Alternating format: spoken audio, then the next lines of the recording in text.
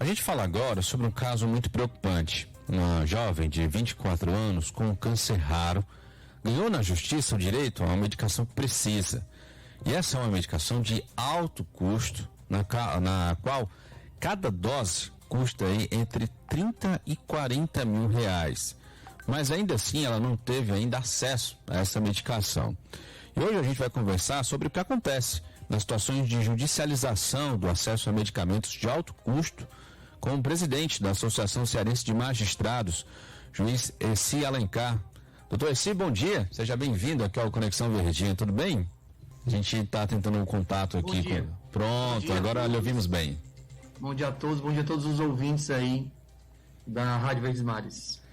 Doutor Eci, vamos explicar aqui para o nosso ouvinte, né? Nessas situações acontece aí a judicialização, né? Dessas situações de medicamento de alto custo, que deveriam ser oferecidos aí pelo SUS, mas acabam não sendo oferecidos.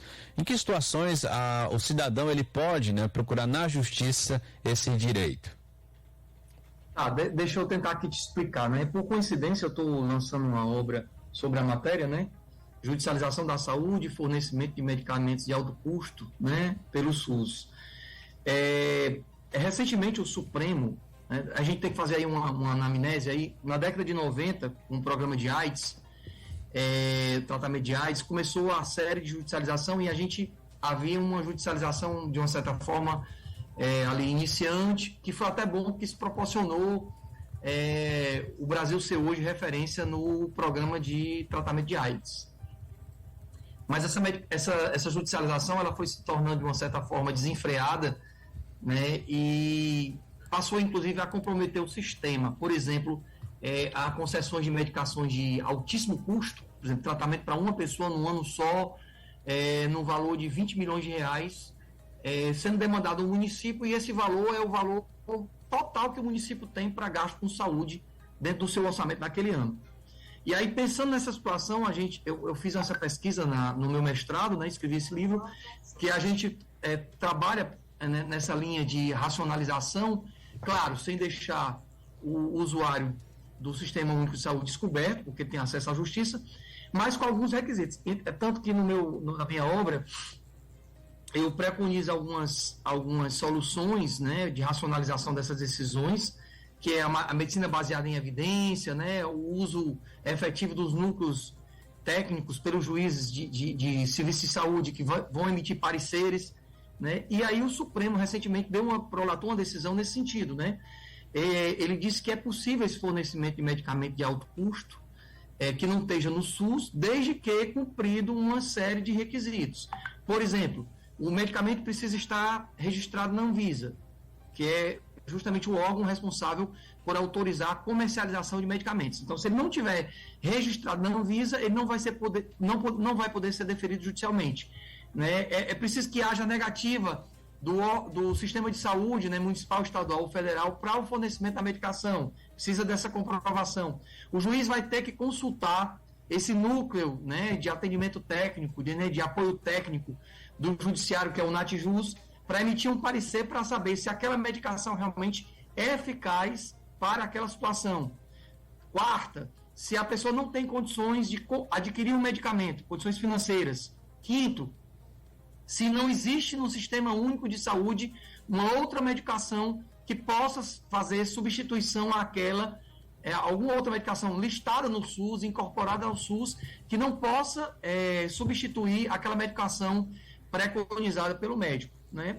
Então, assim, são diversos requisitos que o STF fixou agora no tema 6, né, recentemente decidido agora no final de setembro, agora em outubro, e que serve de parâmetro para que os juízes possam realmente seguir essa jurisprudência do STF, que inclusive é vinculativa. Agora, doutor, assim, nesse caso dessa jovem que a gente está trazendo aqui no nosso programa, ela já tem uma decisão da justiça concedendo, então, essa medicação, né? Em quanto tempo, para o nosso ouvinte ter ideia, ela disse que até agora ela não recebeu, não teve acesso ainda a essa medicação. Quando o juiz, ele dá esse parecer a favor, né, do cidadão, quanto tempo, em média, essa decisão ela deve ser cumprida? Olha, varia. A própria decisão, ela fixa um prazo de cumprimento. Alguns são 24 horas, 48 horas, outros 72 horas, outros 15 horas, vai depender caso a caso. Eu não tenho acesso à decisão, eu não conheço o processo, eu apenas li aqui a matéria, né? A situação era, ela tem um câncer raro, a medicação realmente não era listada no SUS, mas era se não me engano, tinha registro na Anvisa, né? E aí eu não conheço o processo para saber. Então ela está mais ou menos se encaixando nessa situação aqui do STF, mas o colega magistrado já deferiu e o órgão tem que cumprir no prazo fixado, né? Pela decisão judicial, sob pena, inclusive, de multa. O que eu vi a alegativa do órgão é de que ele não tinha esse medicamento comprado e teria que abrir um processo de compra direta, né? Mas aí é uma questão muito mais burocrática do órgão administrativo, né, do município ou do estado, que eu não sei qual foi, se foi da União, do que propriamente uma falha judicial, né? A prestação judicial foi feita, né? A determinação de compra da medicação foi feita. Então, o gargalo estaria aí na questão burocrática pelo ente da federação, não sei se for o estado, se for o município, se for a União, para adquirir a medicação. A gente tem aqui a informação, doutor, dessa decisão em relação à questão do prazo, mas quando ela acaba, o juiz estabelece um prazo e ele não é cumprido, o cidadão, qual a alternativa para ele, né? Nesse tipo de situação? Ele pega essa negativa do órgão, leva novamente, entra com um novo pedido, em que tipo de orientação, né, o cidadão ele pode ter para esse tipo de caso, né? Para esse tipo de caso onde ele precisa, no caso aí, judicializar esse pedido em relação ao medicamento? Bem, na verdade, as próprias decisões judiciais, em regra, que determinam o fornecimento de medicamento, ela tem lá uma previsão de coercibilidade. Geralmente é multa, e geralmente são multas pesadas, multa dia, né?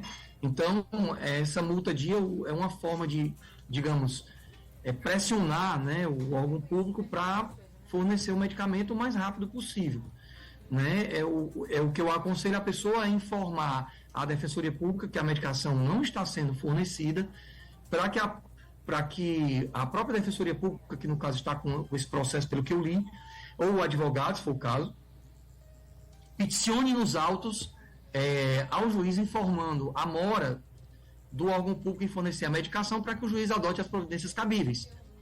Aí, de repente, o juiz pode, inclusive, até determinar o bloqueio de verba diretamente, via Bacenjude, e a própria pessoa apresentando 3 orçamentos adquirir a medicação diretamente. Então tá aí, minha gente, informações a respeito desse tema, né? Orientações aí que você que está acompanhando a nossa programação precisa saber, né, em relação a esse caso específico e a tantos outros, né, que a gente pode acabar tendo que lidar, né, na vida. Então agora você tem orientações a respeito então desse tema. Agradecer aqui a participação do Dr. Essi Alencar, ele que é presidente da Associação Cearense de Magistrados, conversou conosco. Dr. Essi, muito obrigado, tá, pela sua participação aqui no Conexão Verdinha. Tá bom, eu que agradeço, muito obrigado. Bom dia a todos. Bom dia.